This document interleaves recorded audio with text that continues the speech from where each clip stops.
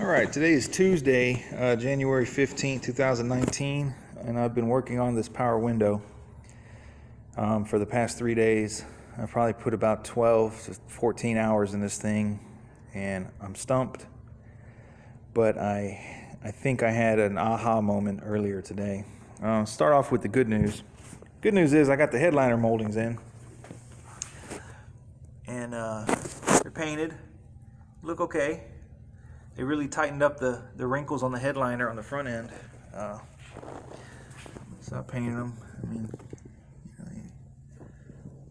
it's okay. It'll do. So on this power window, the motor's rebuilt 20 years ago. It hadn't been used since. I got receipts that show that. The run channel on the vent doesn't appear to be new. It looks like a good original piece.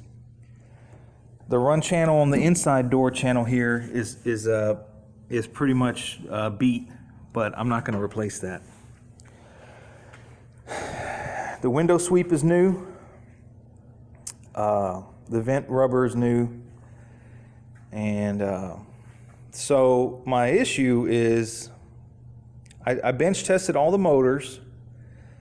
They all work in both directions fine. I put the window in and bolted it in and all that. It's pretty easy, pretty straightforward. Goes up and down on its own power with the switch. I hot wire it to the battery right there, 12 volt. And I got the hot wire coming from the harness straight to the power.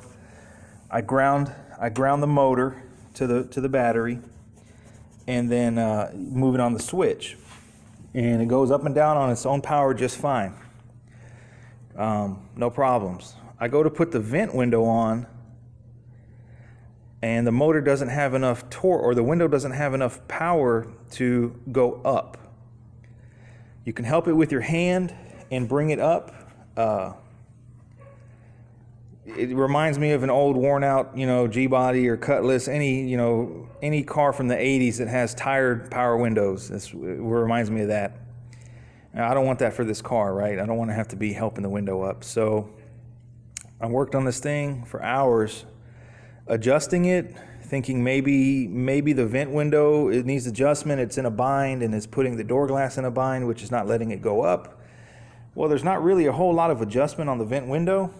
You have a little bit of adjustment here with this bolt. You have an adjustment in and out here, and you have another one on the bottom, which I just took out. And that's pretty much it. Your regulator bolts in here. It has a little bit of adjustment, but it's not like this thing has, inches of movement that would actually bind this window up. So, like I say, without the vent, it goes up and down fine. Put the vent on, and it struggles. So I said, well, maybe I need to grease it. So I took it out, took the whole thing out again. I bought some white lithium grease in a spray bottle down there. Greased all the tracks, greased all the regulator, greased everything, greased the gear, hosed it down, put it back in. Moved a little bit better, but not really. It wasn't a night and day difference at all. So I don't think it helped it, maybe a little bit. Didn't fix the problem is what I'm trying to say. So, I spent a lot of time out here adjusting it, and it just doesn't work. So I said, well, maybe the battery's dead. Charged the battery on 2 amps, slow charge for 24 hours, which is long.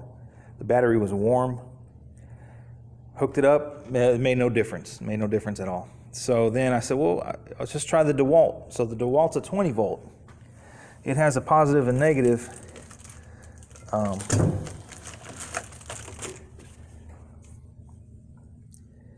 Right there, that's positive over here and negative over here. So it's pretty simple. And it does go up better. It does go up better. Still not 100%. And that's 20 volts. I mean, if you do that too much, you're going to fry the motor. So you're almost doubling the voltage, from 12 to 24, and it doesn't work. So that kind of ruled out the idea that maybe if the car were running and you're getting more than 12 volts to the to the accessories, you know, that might give it the extra boost. Well, that ruled it out because it's 20 volts and it didn't make a big difference. So then I just sat here thinking, and I remember when I got the car, the regulators were in a separate box. They weren't mounted. So, and all the regulators were pinched with vice grips. Okay. And I thought, well, damn, why? So whenever we got to talking and I was buying the car from the dude, he said to be very careful because these things are under a dangerous amount of pressure. And I said, okay, well, that's okay. I'll cross that bridge when I get there. I didn't pay a whole lot of attention to it, and I should have. So we're talking about these springs right here. And unfortunately, I only have two hands and I don't have a tripod, so I can't video any of it. But what I did when I got home, well, you know, I hung them up in a box or whatever, and then now that I'm at the point where I'm installing the windows, the motors weren't bolted in. The motors were in a box. Okay, so I think my mistake was I popped these springs off. I took the vice grips off. I popped the spring off to relieve the tension that he talked about. Took the vice grips off because now there's no tension at all. It's like a pair of scissors. And then I bolted the motor on, and then I popped the spring on. Well, I'm going to do another video here whenever I get that regulator out the door. But so when you put these springs on, from what I read online, I logged into Chevy Talk. I hadn't been on there in a few years, but I still remember my login. Did some research. I even posted a question about it. And so apparently these things are under immense amount of tension. From what I read online about Corvettes and Chevelles and every other car, there's not a whole lot of information about Impalas. It's mainly Corvettes out there. Is that these things are under a dangerous amount of pressure, and if you don't know what you're doing, this arm is going to swing around and it could chop your finger off. Okay? So what I'm noticing whenever I'm working on these is that there's not that much tension. There's tension. I use a pry bar. I pop the spring on. I use a pry bar and loop it on.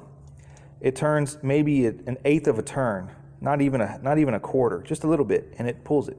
It's tension. It's tension when it's up. It's tension when it's down. Okay, so you think you're done. But it's not the dangerous amount of tension like I'm reading about chopping fingers off and bruising yourself and hospital visits and all this dangerous stuff. I'm not seeing the threat there because it's not that bad. I mean, this thing, pop it off and it just bing. It's not like this thing is going to go shooting across the shop and you know, hit somebody in the face. So I'm thinking that maybe I need to flip the spring and wind it 180 degrees. If I wind it 180 degrees, then it would be under a respectable amount of pressure, and that might give it the little boost that it needs to lift the window. Because from what I've read, is these springs assist in lifting. Basically, the motor. I don't think these motors have a whole lot of torque. Okay, I don't think they have torque at all. If they're getting hung up by some weather strip. So, I mean, you know, new weather strip or window felts or whatever, if that's putting these motors in a bind, then these motors don't have a lot of torque. So I'm thinking that the motors are only replacing the hand crank action. Maybe giving it a little bit of boost, but I think the lifting power is coming from the spring. That's just my general theory. I don't know, I'm not an expert at this, but I think the motors and the weight of the glass help it roll down, and the motor and the tension of the spring help it push up. And I think that's my problem. I don't think my spring is tight enough, and it's not pushing it up. So what I'm going to do is I'm going to work on this one here, get this out again, and I'm going to do another video here and show y'all. So stay tuned.